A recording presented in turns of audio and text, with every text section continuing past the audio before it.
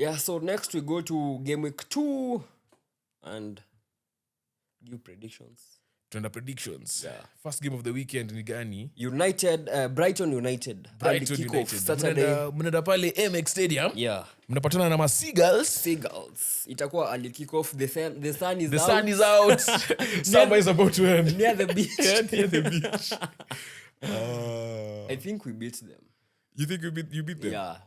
I watched their game verse a little bit, not the whole scope, but the first half. I watched their game because I knew Arsenal will win. Hiyo ndio game ilikuwa kwa goal rush. Yeah, so nikaeka game ya Brighton. Some few things I picked ni if they play with the same squad, we will hurt them. Then secondly, if they play that highline, wanaka highline kaya Spurs, we will definitely hurt them. Alafu thirdly ni we have quality over what they do. Everton, and as much as they had a red card, they created some chances.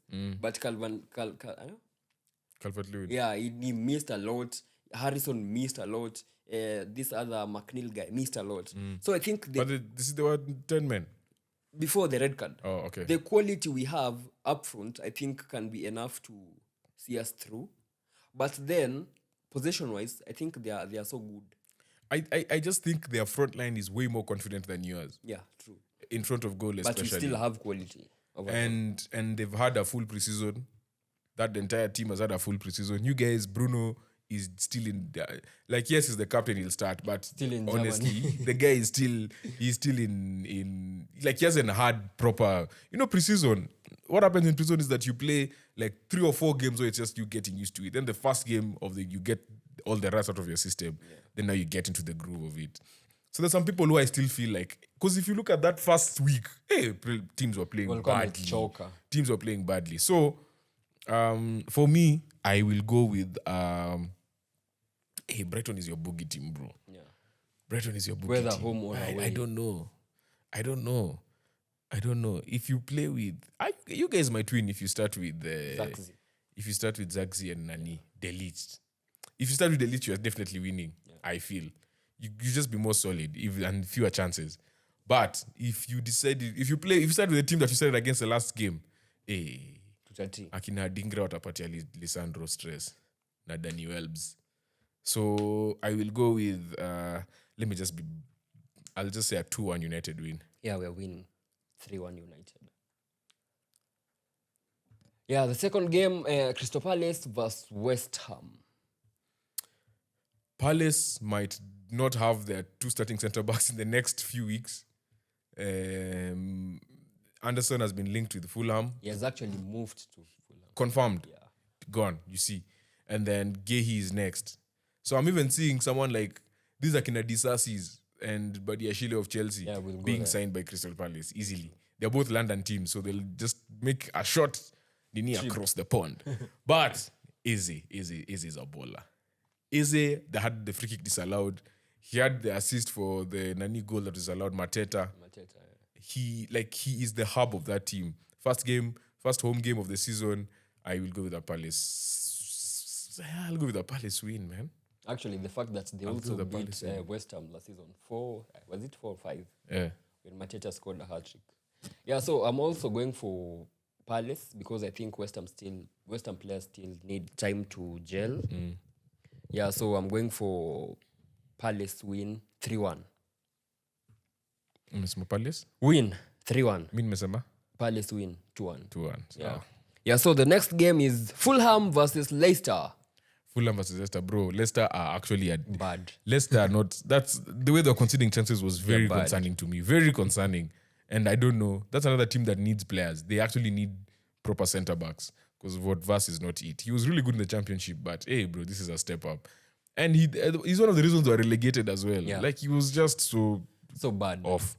Fulham are also on the up. I feel like Robinson on that wing has been that guy. Whenever I see him, I'm just seeing FPL points coming down the wing. ESR again, Fulham's first home game of the season as well.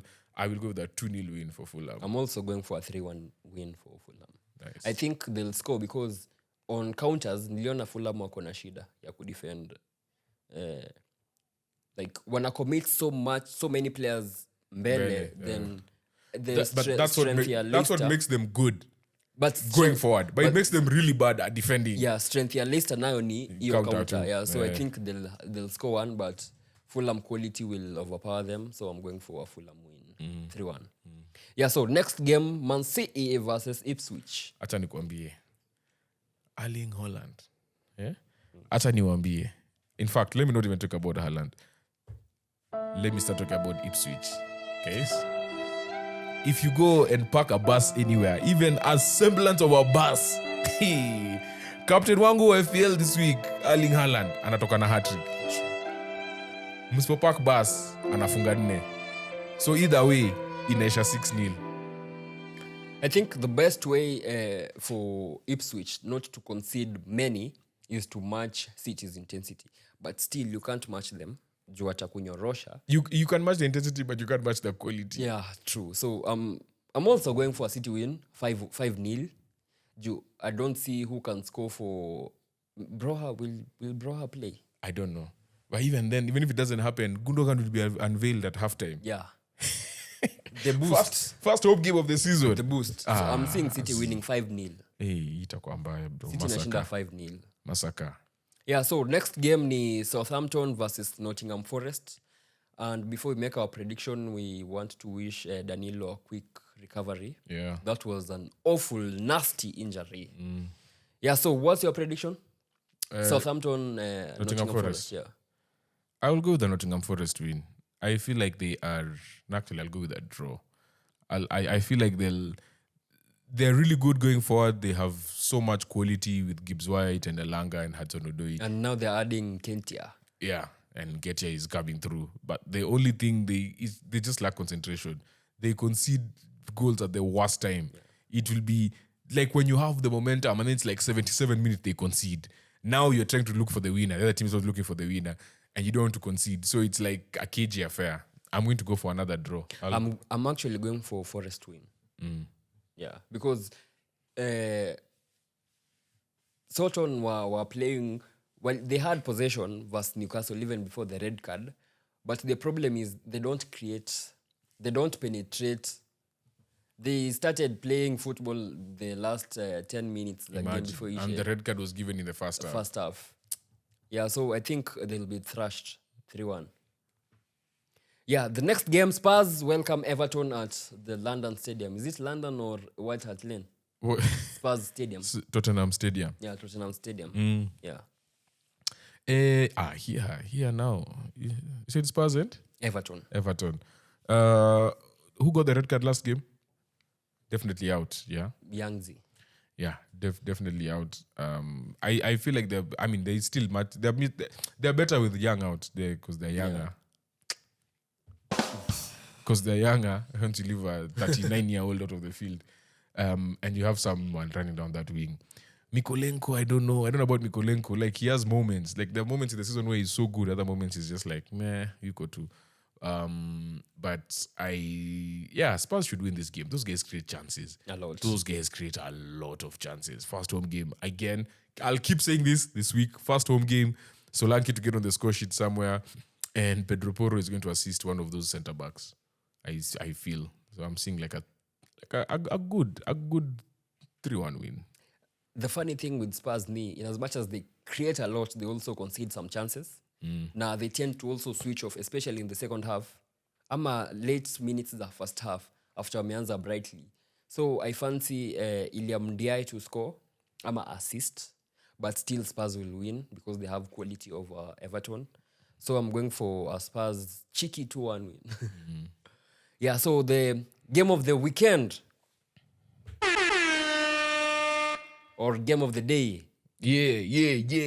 The Unai Emery derby. Yeah. Villa do take on Arsenal at 7:30. Absolutely 100%. Absolutely 100%. How do you see that game panning out? This is the revenge game. If there's anything I've learned about Arteta, if you beat him the previous season, he has something planned for you. But this one's not only beat us, they beat us twice. They beat us twice. Cost the league with our former manager. Yeah. So, this one we have to win, but this one is going to be a tight affair. We have to crack that high line. This guy is playing some other high line, and that last game I was like, why are we not exploiting this high line? This is the game I'm seeing Odegaard doing some things. Havertz might even play in midfield and Jesus start. This game might actually start with Jesus and Havertz, in my opinion, because we need pace. Weke Martinelli, Havertz, Jesus, Saka. The one thing Arteta said at the beginning of this season is like, this team needs to learn and figure out how to play in various ways. You don't just win in one way. And I feel like the one of our biggest weaknesses was we were a very bad counter team. Our attack is so slow. Again, that's also because many teams play a low block against us, so there's less chances for us to play counters. But the moment we do have counters, we are slow. I think we were 18th in the league last season. And in this game, we need to increase the tempo. You need to make those big guys run. So, yeah, I'm definitely going for an Arsenal win. But if you're winning, it's by one goal. It's either a 1-0 or a 2-1. Like, it won't be a crazy affair. I also think Arsenal will win, but only if you take your chances. Because in the last 2 games you played them and lost, you created a lot but scored none. And they took their chances. So the fact that they'll also be at home, they also have a couple of new signings. It will be a good game, tight, cagey, but Arsenal will win 2-1. 2-1. Hopefully Mikel Merino is on the bench. Hopefully. Then on Sunday, we do have Bournemouth taking on Newcastle. Is that a derby? No, it's not. No, it's not. They just dress the same. Yeah, it's Bournemouth are from the south. It's Sunderland and Newcastle. Sunderland, Bournemouth, and... Sunderland, Newcastle are the No. derby. It's Bournemouth, Portsmouth, and Nini that are derby. They're from the south. Yeah, Sunderland and Newcastle. Tyneware. Yeah, Tyneware. So, I don't know about Bournemouth. Bournemouth, I really want to see how they play for the rest of the season without Solanke. But obviously, they signed Evan Nilsson. Again, it's too early. So, we're basically playing the same team and seeing if they can perform. So, I'm a fan of Enes Unal. I think I said that. And then Tavernier on set pieces. Right now, they need to go back to their strengths. Set pieces is one of their biggest strengths. So, Semenyo also. And Semenyo. Yeah, he also scored last week. So, but yeah, Newcastle are strong, man. Isak is there. They finally play a game with 11 players. This one is tough. But I will go for a Newcastle win. I'll go for Newcastle 3-2 win. Actually, Newcastle find it pretty hard to win at the away at Bournemouth. So I think history is set to continue. And I'm going for a Bournemouth win 2-1. This might be the most exciting game of the week. Yeah, true. Because Newcastle have apparently wanajaribu kucheza from the back, which is not working too great, but yeah. It hasn't worked for many teams. Anyway, the next game, I think zitakuwa same time. Wolves they'll be facing Chelsea. London Cowboys. Chelsea! Kuku wewe. I'm dead. I forgot about that. Chelsea. The Pedro Neto derby. Exactly. Pedro Neto derby. This one, Wolves are winning. Yeah. Also think the same. Wolves are winning this game. 2-1. I don't see how Chelsea will go to. But last year, one of the best games Chelsea played was against Wolves. Yeah. They missed so many chances but still lost. Then the second leg, Hunia scored a hat-trick. Yeah. I reckon if he started versus you guys, angefunga. You think so? Yeah, but you are lucky. Anyway, I see Chelsea losing still 2-1. In as much as they have good quality, they are good. Wolves will be too good for them because of the intensity. Again, first game of the season at the home. Molineux. Mario Lemina. Nishaona kwa hiyo kona. Nishaona vile anafunga hiyo header kwa kona. I've envisioned it. The sun will be there. The sun will be out. Summer is almost over. Yeah. Hapa lazima Wolves washinde. Yeah, Sioni otherwise. Wolves winning 2-1. Pedro Neto will even come off the bench. He's not starting this He's game. not starting. Yeah. Atanza I game just ya- think because game I'm ya only saying leo. that because I think he's not fit. I'm not saying ati because he doesn't deserve, but kabla tukujua na mafans wa Chelsea tena tunaomba tujue kitu tunaongelea. Hata hivyo atacheza maybe Chelsea fans, do you think you guys can bench Cole Palmer for Neto? Hiyo ni uongo. Exactly. Hiyo ni So uongo. atakawa tu bench then aingie acheze ka false nine ama left wing. Anze Nkunku tena. Yeah, then the final game of the weekend will be Liverpool facing Brentford. Hiyo ni procession. An honest lot. Again. First game Possession. First game at at Anfield. home, at Anfield. Yeah. With the new squad. The sun will be setting now. At Yeah, this they have time. sasa side wakana set. Sasa but lights inaanza kuwaka sasa. Here Liverpool have to win. Here there's actually no choice. I think Liverpool will win, but they'll concede. Erkin Giroud will score. Yeah, they can concede. Cameroonian Erkin Giroud. Those guys have been. Visa and Nani, they said the season well. Wamekuwa kaa And Tony has been benched. Tony is going to Saudi Arabia. to Saudi Arabia, yeah. We need to talk about that another time, not now. Chelsea wangekuwa serious wangemsign.